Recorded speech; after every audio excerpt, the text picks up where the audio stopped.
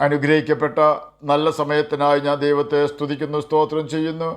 ദൈവവചനം ശ്രവിച്ചുകൊണ്ടിരിക്കുന്ന എല്ലാ ദൈവമക്കൾക്കും വീണ്ടും വരാമെന്ന് അരുളി ചെയ്തവനായ കർത്താവായ യേശു ക്രിസ്തുവിൻ്റെ ധന്യനാമത്തിൽ ഞാൻ എൻ്റെ സ്നേഹവന്ദനം അറിയിക്കുന്നു.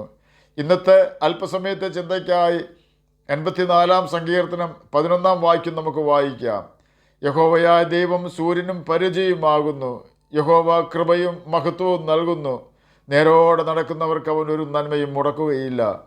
അനുഗ്രഹിക്കപ്പെട്ട വേദവാക്യമാണ് നാം കേട്ടത്. യഹോവ സൂര്യനും പരിചയമാകുന്നു. അതുകൊണ്ട് ദൈവം എന്താണ് അർത്ഥമാക്കുന്നത് എന്ന് നമുക്ക് ചിന്തിക്കാം. സൂര്യൻ്റെ പ്രത്യേകത അതിന് ചൂടും വെളിച്ചവും നൽകുവാനുള്ള കഴിവുണ്ട് എന്നതാണ്. എന്നാൽ സൂര്യൻ ദൈവമല്ല എന്ന് നാം ഓർക്കണം. യഹോവയെ അഥവാ കർത്താവായ യേശു ക്രിസ്തുവിനെ അനുസരിച്ച് ജീവിക്കുന്ന വ്യക്തികൾക്ക് അവൻ നല്ല വഴി പറഞ്ഞു കൊടുക്കുന്നു. മോശമായ ജീവിത രീതി പിന്തുടരുവാൻ ഇടവരാതെ തൻ്റെ മക്കളെ ദൈവം സൂക്ഷിക്കും. നല്ല ആലോചനയും തെറ്റുപറ്റാത്ത തീരുമാനങ്ങളും എടുക്കുവാനുള്ള കഴിവ് ദൈവത്തെ ഭയപ്പെട്ട് അവൻ്റെ കൽപ്പനകൾ ഓർത്ത് അനുസരിക്കുന്നവർക്ക് ദൈവം നൽകി കൊടുക്കുന്നു. നാം ഒരു തീരുമാനമെടുക്കുമ്പോൾ തീരുമാനമെടുക്കുന്ന സമയത്ത് അല്പം ലാഭമായിരിക്കും നമ്മുടെ ലക്ഷ്യം. എന്നാൽ യേശുവിൻ്റെ കൽപ്പനകൾ നാം അനുസരിക്കുന്നവരാണെങ്കിൽ ദൂരവ്യാപകമായ പ്രതികൂലങ്ങൾ നമുക്ക് വരാവുന്നതും അപ്പോൾ തന്നെ തീരുമാനമെടുക്കുന്ന സമയത്ത് അല്പം ലാഭം വരുന്നതുമായ തീരുമാനം എടുക്കുവാൻ ദൈവം അനുവദിക്കുകയില്ല. കാരണം നാം തീരുമാനമെടുക്കുന്ന സമയത്ത് തന്നെ കർത്താവ് നമുക്ക് വരുവാൻ പോകുന്ന വിപത്തിനെ കുറിച്ച് അറിവ് തരും. ആമോസിൻ്റെ പുസ്തകം 3 അധ്യായം 7 വാക്യത്തിൽ തൻ്റെ ഭക്തന്മാരോട് പറയാതെ യഹോവ ഒരു കാര്യവും ചെയ്യുകയില്ല എന്ന് രേഖപ്പെടുത്തിയിരിക്കുന്നത് കൊണ്ട് നമുക്കെന്തെങ്കിലും പ്രതികൂലങ്ങൾ സാത്താൻ ഒളിച്ചു വെച്ചിട്ടുണ്ടെങ്കിൽ അതും ദൈവം വെളിപ്പെടുത്തി തരും എന്നതിന് സംശയമില്ല. ഓർക്കുക, ദൈവകൽപ്പനകൾ അനുസരിക്കാതെയും ദൈവം നമ്മുടെ കൂടെ ഇല്ലാതെയും ഉള്ള ജീവിതം ഇരുട്ടിൽ കൂടെയുള്ള സഞ്ചാരം പോലെയാണ് എന്ന് നാം മനസ്സിലാക്കണം. രാത്രിയിൽ വെളിച്ചം കൂടാതെ നാം സഞ്ചരിച്ചാൽ വലിയ പ്രതിസന്ധി നേരിടേണ്ടി വരും. വഴിയിൽ മറഞ്ഞിരിക്കുന്ന അപകടങ്ങളോ കല്ലുകളോ ഒളിഞ്ഞിരിക്കുന്ന വിഷസർപ്പങ്ങളോ നമ്മുടെ ശ്രദ്ധയിൽ പെടുത്താതെ ഇരുട്ട് അവയെ നമ്മിൽ നിന്നും മറച്ചു വയ്ക്കും. അനന്തരഫലമോ നമുക്ക് ഇരുട്ടിൽ കൂടെയുള്ള യാത്ര അപകടത്തിലേക്കുള്ള യാത്രയായി പരിണമിക്കും.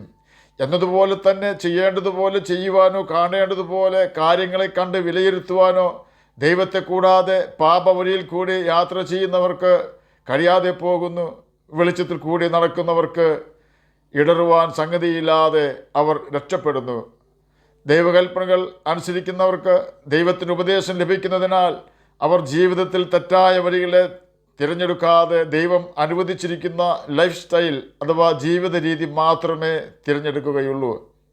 കാരണം അവർ തെറ്റായ വഴി തിരഞ്ഞെടുത്ത് പാപത്തിൽ വീട് നശിക്കുന്നതിന് മുമ്പായി അപ്രകാരം തെറ്റ് ചെയ്താലുള്ള അപകടം ദൈവം അവർക്ക് വെളിപ്പെടുത്തി കൊടുക്കുന്നു. എത്രയോ കൊലപാതകങ്ങൾ ഭൂമിയിൽ നടക്കുന്നു. കൊലപാതകികളോട് ചോദിക്കാമെങ്കിൽ അവർ പറയും, ഒരു ദേഷ്യത്തിന് ഞാൻ അവനെ കുത്തിക്കൊന്നുവെന്ന്. എന്നാൽ ദൈവഭയവും ദൈവകൽപ്പനകൾ അനുസരിക്കുന്ന സ്വഭാവവും ഉള്ള വ്യക്തിക്കാണ് ദേഷ്യം വരുന്നതെങ്കിൽ കുത്തിക്കൊന്നു കഴിഞ്ഞാൽ താൻ ഒരു കൊലപാതകിയാകും എന്നും സമൂഹത്തിൽ താൻ ഒരു ക്രിമിനലായി തീരുമെന്നും പോലീസിൽ നിന്നും വളരെ നാളുകൾ ഉപദ്രവം ഏൽക്കേണ്ടി വരുമെന്നും തൻ്റെ നല്ല ഭാവി തകരുമെന്നും ജീവിതകാലം മുഴുവൻ സ്വാതന്ത്ര്യം നഷ്ടപ്പെട്ട കുറ്റവാളികളോട് കൂടെ തന്നെ താനും ജയിലിൽ കിടക്കേണ്ടി വരും എന്നുമുള്ള അറിവ് ദൈവം ആ വ്യക്തിക്ക് കൊടുക്കുന്നു. ഇനി പറയൂ, ഏതാണ് നല്ലതെന്ന്? ക്ഷമിക്കുന്നതോ കൊലപാതകം ചെയ്യുന്നതോ? എനിക്കൊരു കാര്യത്തിൽ ഉറപ്പുണ്ട്, ക്ഷമിക്കുന്നതാണ് നല്ലത്. നാം ആ വ്യക്തിയോട് ക്ഷമിച്ചാൽ സാത്താൻ രണ്ടുപേരെയും വിട്ട് ഓടും. തന്നെയുമല്ല, നാം ആരോടാണോ ക്ഷമിക്കുന്നത് ആ വ്യക്തി നമ്മുടെ സ്നേഹിതനുമായി തീരും. ദൈവകൽപ്പനകൾ അനുസരിച്ച് ദൈവസ്നേഹത്തിൽ ജീവിക്കുന്ന തൻ്റെ മക്കൾക്ക് മറ്റുള്ളവരോട് ക്ഷമിക്കുവാനുള്ള കഴിവ് ദൈവം നൽകി കൊടുക്കുന്നു. വരുവാൻ പോകുന്ന മറഞ്ഞിരിക്കുന്ന അപകടങ്ങളെ സൂര്യൻ മറഞ്ഞിരിക്കുന്ന കല്ലുകളെയും വിഷസർപ്പത്തെയും കുഴികളെയും കാണുവാൻ നമ്മെ സഹായിക്കുന്നത് പോലെ നമുക്ക് വരുവാനിടയുള്ള അനർത്ഥത്തെ മുൻകൂട്ടി അറിയിച്ചു തരുന്നതിനാൽ നാം കഷ്ടത്തിലാകാതെ രക്ഷപ്പെടുന്നു. എന്നാൽ ദൈവകൽപ്പനകൾ അനുസരിക്കാതെ ദൈവഭയമില്ലാതെ നാം ജീവിച്ചാൽ സാത്താൻ നമ്മോട് അടുത്തുകൂടുകയും ചെയ്യരുതാത്ത തെറ്റുകൾ നമ്മെക്കൊണ്ട് ചെയ്യിക്കുകയും ചെയ്തുകൊണ്ട് നമ്മെ പരസ്യ കോലമാക്കി തീർക്കുന്നു. ഇരുട്ടിൽ തപ്പി നടക്കുന്നത് പോലെ നാം പകൽ വെളിച്ചത്തിൽ തപ്പി നടക്കേണ്ടി വരും. ഭാവിക്ക് വേണ്ടി എന്ത് ചെയ്യണമെന്ന് അറിയാത്തതിനാൽ തെറ്റായ തീരുമാനങ്ങൾ നാം എടുക്കേണ്ടി വരും. അനന്തരഫലമോ മുന്നേറുവാൻ കഴിയാത്ത വിധം നാം കഷ്ടത്തിലായി തീരുകയും നമ്മുടെ ഭാവി തകർന്നു പോവുകയും ചെയ്യുന്നു. എന്നെ കേൾക്കുന്ന പ്രിയ ദൈവമകനെ, ദൈവമകളെ, നമ്മുടെ തീരുമാനങ്ങളിൽ ദൈവത്തിന് സ്ഥാനം കൊടുക്കാറുണ്ടോ? ശരിയായ ദൈവം അംഗീകരിക്കുന്ന തീരുമാനങ്ങളാണോ നാം എടുക്കാറ്? ഏത് തീരുമാനവും എടുക്കുന്നതിന് മുമ്പേ നാം നമ്മുടെ തീരുമാനം യേശുവിനെ അറിയിക്കണം. യേശു തരുന്ന ഉപദേശം ബൈബിൾ വായിച്ച് നാം കണ്ടെത്തണം. മറ്റാരോട് നാം അഭിപ്രായം ചോദിച്ചാലും അവർ സ്വാർത്ഥതയോടുകൂടി അഭിപ്രായമേ നമുക്ക് പറഞ്ഞു തരികയുള്ളൂ. എന്നാൽ യേശു നമുക്ക് നല്ല ഉപദേശം ബൈബിളിൽ കൂടി പറഞ്ഞു തരുവാൻ തക്കവണ്ണം വിശ്വസ്തനാണ്. യേശുവിനെ അവൻ്റെ കൽപ്പനകൾ അനുസരിച്ച് സ്നേഹിക്കുന്നവർക്കാണ് അവൻ ഉപദേശങ്ങൾ കൊടുക്കുന്നത് എന്നതിനാൽ കർത്താവായ യേശു ക്രിസ്തുവിൻ്റെ കൽപ്പനകൾ അനുസരിച്ച് അവൻ്റെ സ്നേഹത്തിൽ വസിക്കുന്നു എന്ന് നാം ഉറപ്പുവരുത്തണം. ദൈവത്തെ അനുസരിക്കുന്ന വ്യക്തികൾക്ക് ദൈവം ഒരു പരിച എന്ന പോലെ സഹായകനായിത്തീരുന്നു. യഹോവ അവർക്ക് വേണ്ടി യുദ്ധം ചെയ്യുന്നതിനാൽ അവർക്ക് യുദ്ധം ചെയ്യേണ്ട ആവശ്യം ഉണ്ടാകുന്നില്ല. 20 വർഷത്തോളം മഞ്ഞും വെയിലും കൊണ്ട് ലാബാൻ്റെ ആടുകളെ തീറ്റിയ യാക്കോബിനെ ലാബാൻ 10 പ്രാവശ്യം കൊള്ളയടിച്ചു. യാക്കോബിൻ്റെ സമ്പത്തും അവൻ്റെ ഭാര്യമാരായ ലാബാൻ്റെ മക്കളെയും അവരുടെ കുഞ്ഞുങ്ങളെയും ലാബാനുള്ള സകലത്തെയും കൈവശമാക്കിക്കൊണ്ട് യാക്കോബിനെ തനിയെ അയച്ചു കളയുവാൻ പുറപ്പെട്ട ലാബാൻ യാക്കോബുമായി കൂടിക്കണ്ടതിൻ്റെ തലേ രാത്രിയിൽ യഹോവ ലാബാനോട് സംസാരിച്ചു. നീ യാക്കോബിനോട് ഗുണമെങ്കിലും ദോഷമെങ്കിലും ചെയ്യാതിരിപ്പാൻ സൂക്ഷിച്ചു കൊള്ളുവിനെന്ന് നിന്റെ ദൈവം കഴിഞ്ഞ രാത്രിയിൽ എന്നോട് കൽപ്പിച്ചിട്ടുണ്ട് എന്ന് ലാബാൻ തന്നെ യാക്കോബിനോട് പറയേണ്ടി വന്നു എന്ന് ഉൽപ്പത്തി പുസ്തകം 31-ാം അധ്യായം 29-ാം വാക്യത്തിൽ രേഖപ്പെടുത്തിയിരിക്കുന്നു. നാം കർത്താവായ യേശു ക്രിസ്തുവിന് വേണ്ടി ജീവിച്ചാൽ നമ്മുടെ നന്മകൾ പിടിച്ചു വയ്ക്കുന്നവർ എത്ര ഉന്നതരായാലും ശക്തനായ കർത്താവ് അവരിൽ നിന്നും നമ്മെ രക്ഷിക്കുകയും നമ്മുടെ നന്മകൾ മടക്കി വാങ്ങിത്തരികയും ചെയ്യും. നാം അതിനുവേണ്ടി യുദ്ധം ചെയ്യേണ്ടി വരികയില്ല. യാക്കോബിൻ്റെ 20 വർഷത്തെ അധ്വാന ഫലം ഒറ്റ രാത്രി കൊണ്ട് ദൈവം മടക്കി കൊടുപ്പിച്ചു. അതെ, യഹോവയായ ദൈവം സൂര്യനും പരിചയമാണ്. തന്നെ ഭയപ്പെട്ട് തന്നെ അനുസരിക്കുന്നവർക്ക് വേണ്ടി അവൻ പ്രവർത്തിക്കുന്നു. യഹോവ കൃപയും മഹത്വവും നൽകുന്നു. ദൈവത്തിൻ്റെ സഹിത്വവും അവൻ്റെ മഹത്വവും തന്നെ അനുസരിക്കുന്നവർക്ക് നൽകുന്നവനാണ് കർത്താവായ യേശു ക്രിസ്തു. യോശുവയെക്കുറിച്ച് ദൈവം പറഞ്ഞത്, ഞാൻ നിന്നെ ഇന്നു മുതൽ വലിയവനാക്കാൻ തുടങ്ങും എന്നാണ്. യോശുവയുടെ പുസ്തകം 3-ാം അധ്യായം 7-ാം വാക്യത്തിലാണ് ഇത് രേഖപ്പെടുത്തിയിരിക്കുന്നത്. പിന്നെ യഹോവ യോശുവയോട്, ഞാൻ മോശയോട് കൂടി ഇരുന്നതുപോലെ നിന്നോടുകൂടെയും ഇരിക്കുമെന്ന് ഇസ്രയേലെല്ലാം അറിയേണ്ടതിന് ഞാൻ ഇന്ന് അവർ കാണെ നിന്നെ വലിയവനാക്കുവാൻ തുടങ്ങും. യോശുവ 3-ാം അധ്യായം 7-ാം വാക്യമാണ് നാം കേട്ടത്. യോശുവയുടെ മുന്നിൽ ഒരു വ്യവസ്ഥ വെച്ചുകൊണ്ടാണ് യഹോവ അപ്രകാരം വാഗ്ദാനം കൊടുത്തതെന്ന് നാം ഓർക്കണം. ആ വ്യവസ്ഥ യോശുവ 1-ാം അധ്യായം 8-ാം വാക്യത്തിൽ നമുക്ക് വായിക്കുവാൻ കഴിയും. അതിപ്രകാരമാണ്, ഈ ന്യായപ്രമാണ പുസ്തകത്തിലുള്ളത് നിൻ്റെ വായിൽ നിന്നും നീങ്ങിപ്പോകരുത്. അതിൽ എഴുതിയിരിക്കുന്നത് പോലെയൊക്കെയും പ്രമാണിച്ചു നടക്കേണ്ടതിന് നീ രാവും പകലും അത് ധ്യാനിച്ചു കൊണ്ടിരിക്കണം. എന്നാൽ നിൻ്റെ പ്രവൃത്തി സാധിക്കും, നീ കൃതാർത്ഥനായും ഇരിക്കും. ഇതായിരുന്നു യോശുവയുടെ മുന്നിൽ ദൈവം വെച്ച വ്യവസ്ഥ. ഇന്നും ദൈവത്തിന് അതുതന്നെയാണ് നമ്മോടും പറയുവാനുള്ളത്.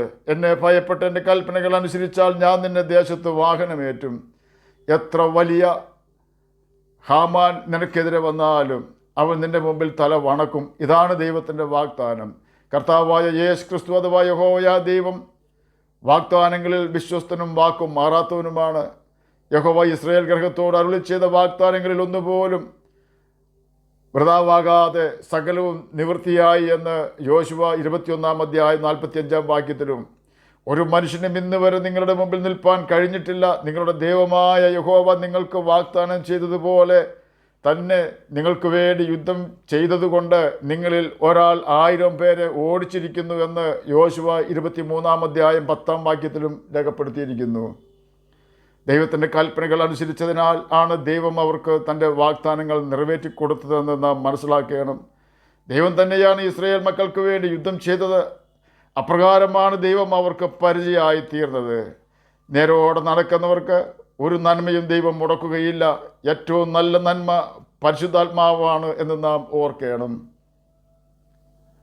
നന്മ എത്രയധികം തരുമെന്നാണ് കർത്താവായ യേശു ക്രിസ്തു പറഞ്ഞത്. ആ നന്മ പരിശുദ്ധാത്മാവാണ്. നമ്മുടെ ആത്മാവിന് വേണ്ടി എല്ലാ നന്മകളും കർത്താവ് നൽകിത്തരും. നാം നേരോടെ ജീവിക്കണമെന്ന് മാത്രം. നമ്മുടെ യേശുവിൻ്റെ സഹിത്വം നമുക്കെല്ലാ കാലത്തും ഉണ്ടാകും. നമ്മുടെ ആത്മാവിൻ്റെ രക്ഷ മാത്രമല്ല, ശരീരത്തിൻ്റെയും ദേഹിയുടെയും രക്ഷ കർത്താവ് തന്നെ നടത്തും. അവൻ്റെ വാഗ്ദാനമാണ് അതും.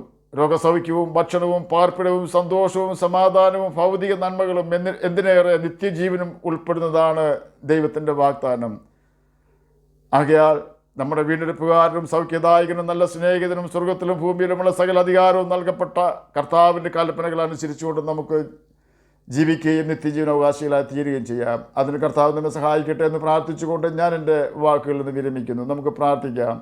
ഞങ്ങളെ സ്നേഹിക്കുന്ന സ്വർഗീയ പിതാവേ, നല്ല വചനത്തിനായി അങ്ങയെ സ്തുതിക്കുന്നു, സ്തോത്രം ചെയ്യുന്നു. അങ്ങയുടെ കൽപ്പനകൾ പ്രമാണിച്ച് നിത്യജീവനാവകാശികളായി തീരുവാൻ അടിയനെ കേൾക്കുന്ന അങ്ങയുടെ കുഞ്ഞുങ്ങളെ സഹായിക്കണമേ. രോഗത്താൽ ഭാരപ്പെടുന്നവർക്ക് രോഗസൗഖ്യം കൊടുക്കണമേ. പഠിക്കുന്ന കുഞ്ഞുങ്ങൾക്ക് പഠിക്കുവാനുള്ള ബുദ്ധിയും ജ്ഞാനവും ഓർമ്മശക്തിയും കൊടുക്കണമേ. പ്രാർത്ഥന കേട്ടതിനായി സ്തോത്രം. യേശുവിൻ്റെ നാമത്തിൽ തന്നെ ആമേൻ. കർത്താവ് എല്ലാവരെയും അനുഗ്രഹിക്കട്ടെ. സ്തോത്രം.